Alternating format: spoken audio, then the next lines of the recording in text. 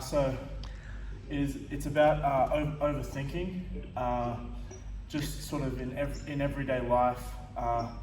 The idea of having, you know, too many thoughts at once, too many jobs going on, that can crowd your head, and you kind of want to get rid of them, but you can't because they keep reattaching, and you sort of can eventually give up and give into it.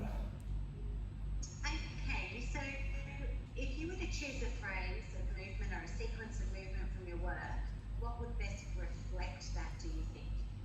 And would you be able to demonstrate it? Yeah, I think so.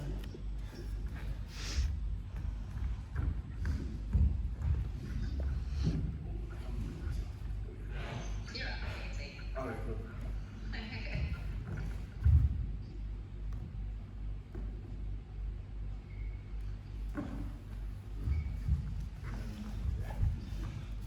So, it's a like small phrase, but during that the words are saying. So it's in the part where he's actually speaking, and the words are saying we are so tied up in our minds that we've lost our senses.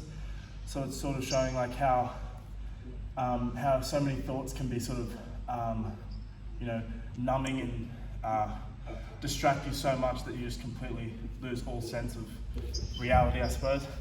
And I sort of represent that through the arm spinning is like tied up, and then this is for the minds, and it is not really obvious, but it's sort of representing like it's like squeezing the life out of you, almost like it's just taking away from your like sense of being, and then obviously it loses senses and releases to fold back down, and then it's like time to wake up. It's like that second bit of hope, almost like I'm trying to get back there and reach for it and reach for my old life, I suppose.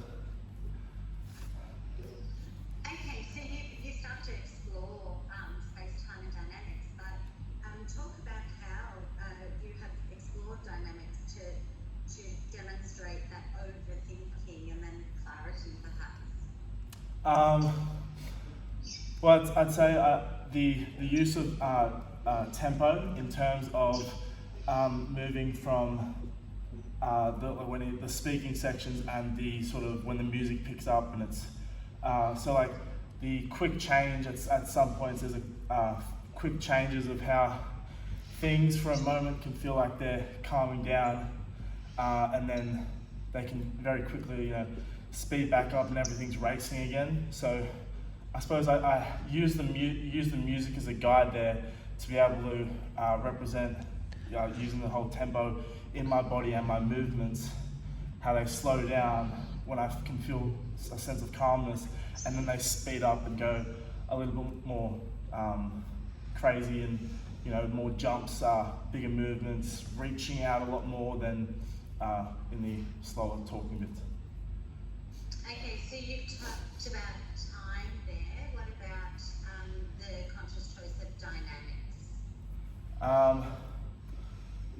Jeez.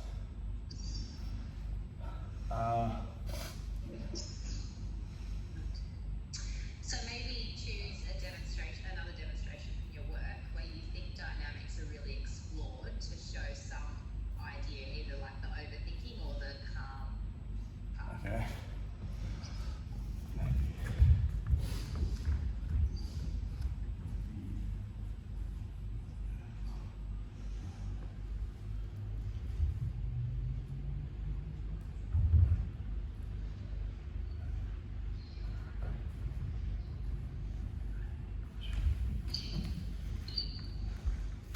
So there's use of like body articulation at the start there, sort of representing like how it sort of is filling up the body. It's sort of more seen through like the opening leg, how it's not a full point. It's kind of like a demi point, sort of Barbie shoot point, whatever you want to call it. And it's sort of moving through the body, but the face and arms almost are moving smoothly whilst the rest of the body, so it's like a detachment from each other. Yeah. Okay,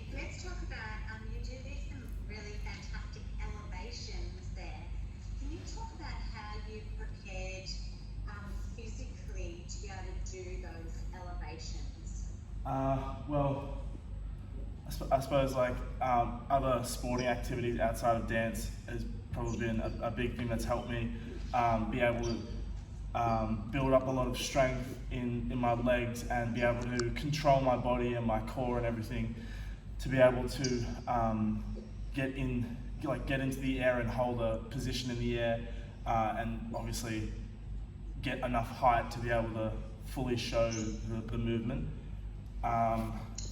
So what muscles are you employing to help with that height and how are you preparing?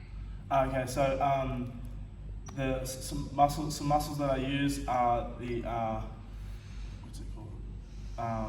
The quadricep, the soleus, and then obviously making sure that my joints and everything are all in line over my foot, so that I'm getting a very strong, stable support. And then obviously to launch into the air and be able to hold my body in a certain position or way, I need to also make sure that the internal and external abdominis is activated and working, and pulling back my lats in some of the, most likely, I'll demonstrate.